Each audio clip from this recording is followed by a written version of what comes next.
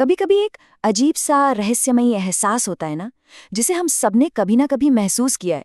डेजा वू। हाँ, वो ही पल जब अचानक से लगता है कि अरे ये सब तो पहले भी हो चुका है। सोचिए, किसी बिल्कुल नई जगह पर गए और दिमाग में आया, 1 मिनट, मैं तो यहाँ पहले भी आ चुका हूँ। है ना हैरान करने वाली बात? ये जानी पहचानी सी भावना आखिर है क्या? चलिए आज इसी रहस्य से पर्दा उठाते हैं और समझते हैं कि ये होता क्यों है। तो ये अजीब सा एहसास आता कहाँ से है? क्या ये कोई कोई सुपरनैचुरल पावर है या बस हमारे दिमाग का कोई खेल? साइंस के हिसाब से जवाब हमारे दिमाग के अंदर ही है। दरअसल ये हमारे ब्रेन के मेमोरी सिस्टम में एक छोटी सी, बस एक पल भर की गड़बड़ी, एक मिसफायर का नतीजा है। वैज्ञानिकों का मानना है कि ये तब होता है जब हमारा मेमोरी सिस्टम एक पल के लिए कह सकते हैं कि थोड़ा ज्यादा ही एक्साइटेड हो जाता है। तो नहीं, ये कोई भविष्य की झलक नहीं है या पिछले जन्म की कोई याद भी नहीं, ये पूरी तरह से एक न्यूरोलॉजिकल घटना है। अच्छा, तो इस पूरी कहानी में हमारे दिमाग के दो मेन प्लेयर्स हैं, दो मुख्य किरदार। एक है टेम्पोरल लोब, ये समझिए कि ये हमारी यादों का प्रोसेसर है, और दूसरा है हिप्पोकैम्पस, जो इन यादों पर एक तरह का टैग लगाता है कि भाई ये याद कब और कहाँ की है। अब मजे की बात यह है कि ये जो टेम्पोरल लोब है ना, ये कभी कभी बिना किसी वजह के ही अरे ये तो जाना पहचाना है वाले सिग्नल भेजने लगता है, भले ही वो पल हमारे लिए बिल्कुल नया हो। और बस यहीं से उस झूठे अपनेपन के एहसास की शुरुआत हो जाती है। इसको समझने का एक और बड़ा आसान तरीका है। सोचिए कि हमारे दिमाग में एक फाइलिंग सिस्टम है और उसमें एक छोटा सा टेक्निकल ग्लिच आ गया है। चलिए देखते हैं कि ये गड़बड़ी असल में होती कैसे है। तो होता ये है, स्टेप बाय स्टेप समझते हैं। सबसे पहले टेम्पोरल लोब अचानक से एक जोरदार फेमिलियरिटी का सिग्नल फायर करता है।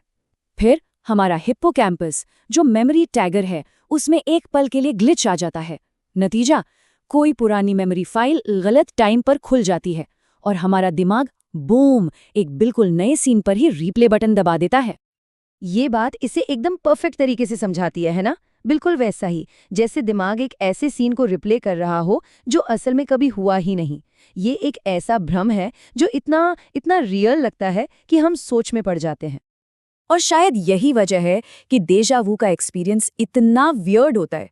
कभी महसूस किया है कि उस पल में ऐसा लगता है जैसे एक ही समय पर दो अलग अलग रियलिटी में जी रहे हों? वो इसलिए क्योंकि इसमें असल और नकल का, रियल और अनरियल का एक गहरा टकराव चल रहा होता है। इसको ऐसे समझिए, एक तरफ तो हमारा टेम्पोरल लोब है जो जोर जोर से सिग्नल भेज रहा है, ये हो चुका है, ये हो चुका है। लेकिन दूसरी तरफ हमारा कॉन्शियस माइंड, हमारा चेतन मन चिल्ला रहा है, नहीं ये तो बिल्कुल नया है।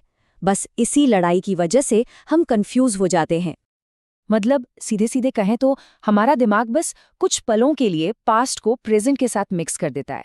ये हमारे दिमाग के अंदर चल रही एक छोटी सी टाइम ट्रैवल मिस्टेक की तरह है।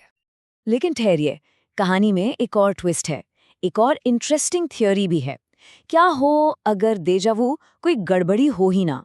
कुछ साइंटिस्ट ये भी मानते हैं कि ये शायद दिमाग का अपनी मेमोरी की गलतियों को चेक करने का एक तरीका है, एक तरह का इंटरनल क्वालिटी कंट्रोल स्कैन। तो इस पूरी बातचीत का निचोड़ क्या है, इसका टेकअवे क्या है? देखिए, डेजा वू हमें हमारी मेमोरी के बारे में एक बहुत ज़रूरी बात सिखाता है। ये बताता है कि हमारी याददाश्त कितनी इनक्रेडिबली पावरफुल है और साथ ही कितनी हैरान करने वाली कमजोरियां भी हैं इसमें। तो अगली बार जब भी ये एहसास हो तो घबराने की जरूरत नहीं है। बस एक पल रुककर मुस्कुराइए। ये कोई चिंता की बात नहीं है, बल्कि ये इस बात का सबूत है कि दिमाग कितनी खूबसूरती से काम कर रहा है, भले ही कभी-कभी थोड़ी बहुत गड़बड़ हो जाए। असल में ये हमारा दिमाग है जो एक तरह से शो ऑफ कर रहा है। ये दिखा रहा है कि हमारी मेमोरी कितनी पावरफुल और साथ ही कितनी इम्परफेक्ट भी हो सकती है। ये हमें हमारे अपने दिमाग की अविश्वसनीय कॉम्प्लेक्सिटी की याद दिलाता है। और ये हमें एक बहुत ही गहरे सवाल पर लाकर छोड़ देता है। जरा सोचिए, अगर हमारी याददाश्त, जो हमारी पहचान की बुनियाद है, वो इतनी पावरफुल और साथ ही इतनी इम्परफेक्ट हो सकती है, तो फिर ये हमारी अपनी हकीकत के बारे में क्या बताता है? सोचने वाली बात है ना?